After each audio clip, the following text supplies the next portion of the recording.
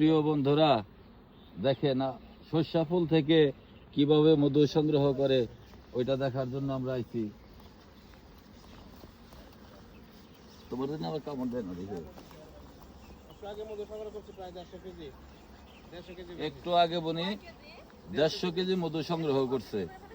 মধু ভাই, মধু কই আছে আপনাদের? এখানে আছে নাকি? সেল হয়ে গেছে, প্লাস কিছু পরিমাণ আছে এখানে এই বিল্ডিং এর পাশে। কিভাবে এটা হইতাছে এটা দেখাবেন আমাদের?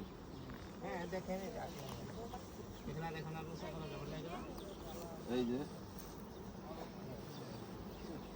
এগুলো ভিতরে মধু, কোন মধু রাখতেছে এখন আনতেছে রাখতেছে।